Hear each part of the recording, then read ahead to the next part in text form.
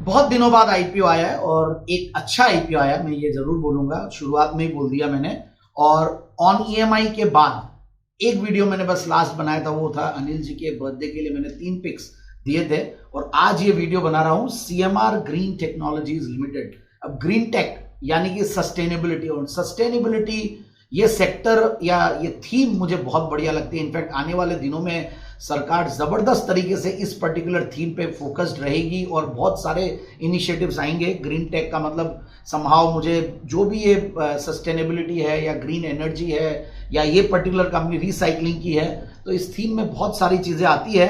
But particularly अगर मैं इस कंपनी की बात करूं तो ये इंडिया की largest non ferrous metal recycler है और लीडिंग प्लेयर है सेकेंडरी एल्यूमिनियम मार्केट में भी, by revenues also and installed capacity also. अब कंपनी देखिए एल्यूमिनियम रिसाइकलिंग से करीब 82% जो रेवेन्यू है कंपनी कमाती है, मतलब जो सेल्स है वो 82% एल्यूमिनियम रिसाइकलिंग से आती है। और कंपनी का एंड मार्केट जो है वो ऑटोमोटिव सेगमेंट, और बड़ी बड़ी कंपनियां जो भी मारुति और ये जितने भी हम ओईएम्स देखते हैं, इन सबको ये कंपनी सप्लाई करती है। तो सबसे बढ़िया बात ये है कि आप एक तरफ सस्टेनेबिलिटी वाली थीम, दूसरी तरफ ऑटो वाली थीम, ऑटो एंसिलरी कंपनी भी मान सकते हो। तो ऑटो एंसिलरी कंपनीज वैसे ही मुझे बहुत बढ़िया लगती है। और जिस तरीके से हमने देखा जीएसटी कट, और जिस तरीके से जीएसटी कट के बाद, इनकम टैक्स कट के बाद हमने बहुत सारे इनफैक्ट पॉजिटिव नंबर्स देखे हैं, पर्टिकुलरली ऑटो सेक्टर में मंथली नंबर्स भी बहुत बढ़िया, क्वार्टरली रिजल्ट्स भी बहुत बढ़िया आ रहे हैं। तो इसलिए ये सेक्टर तो बहुत बढ़िया लगता है। और इस सेक्टर में अभी रिसेंटली जैन रिसोर्स रिसाइकलिंग भी आई थी और काफी सारी कंपनियां, इनफैक्ट ग्रेविटा है, ग्रेविटा जयपुर की, और एक डिस्क्लेमर भी दे दूं, ग्रेविटा हमारे पीएमएस में भी है। सो ओवरऑल एक बढ़िया कंपनी और बहुत सारी कुछ बातें हैं करने के लिए। तो अब जैसा मैंने कहा कि कंपनी ग्रीन टेक में और पुरानी कंपनी है, 2006 से कंपनी कार्यरत है और aluminium ingots, liquid metal, aluminium billets, copper scrap, brass scrap, ये सारी चीजें बनाती है। और कॉम्पिटिटिव स्ट्रेंथ भी यही है कि कंपनी जिस सेगमेंट में वहां पे सिग्निफिकेंट एंट्री बैरियर्स है, इनफैक्ट ऑर्गेनाइज्ड लेवल पे काफी बड़े एंट्री बैरियर्स है और एक अच्छा सप्लायर है। और इनफैक्ट ये सारे ओईएम्स को सप्लाई करते हैं और अच्छे खासे स्ट्रेटेजिक अलायंसेस भी है, जेवीज भी हैं। अब मैं नंबर्स पे आता हूं। नंबर्स मैंने देखा तो पी मल्टीपल वाइज ये कंपनी सस्ती है, इनफैक्ट सबसे सस्ती है।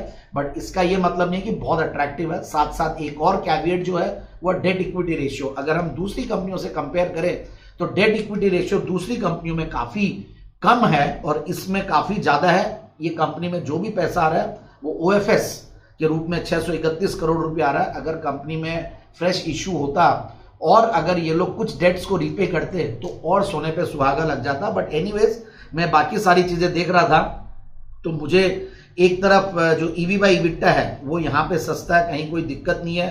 पोस्ट इशू 12.72 टाइम्स आ रहा है, पी मल्टीपल 19.42 आ रहा है, वहां कोई दिक्कत नहीं है। अगर मैं ग्रेविटा से कंपेयर करूं तो पी मल्टीपल्स ग्रेविटा वगैरह में थोड़े हायर साइड पे, but at the same time वहां पे डेट्स कम है, तो ये भी एक इंपॉर्टेंट चीज है। तो डेट इक्विटी के साथ हमें P multiple, EV by EBITDA, ये सारी चीजें देखनी पड़ती है।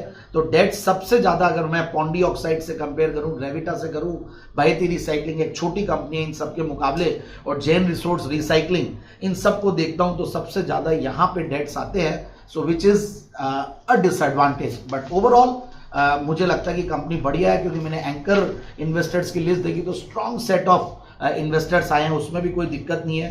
फाइनेंशियल्स भी बढ़िया है, कहीं कोई दिक्कत नहीं है, ग्रोथ भी कंपनी ने दिखाई है। तो ये भी एक रीजन है कि इनफैक्ट पहले महंगे पी मल्टीपल पे था, अब धीरे धीरे इनफैक्ट बढ़िया रहा। सो मुझे लगता है कि इस स्टॉक को इन लेवल्स पे मतलब सब्सक्राइब किया जा सकता है। इस पर्टिकुलर कंपनी में आप सब्सक्राइब करें और लिस्टिंग गेन्स भी मिलने चाहिए, और medium to long term investing के लिए भी सब्सक्राइब कर सकते हैं। So finally Tradeswipe research team की तरफ से राय यही आ रही है कि one can subscribe for listing gains and medium to long term investing. Thank you so much.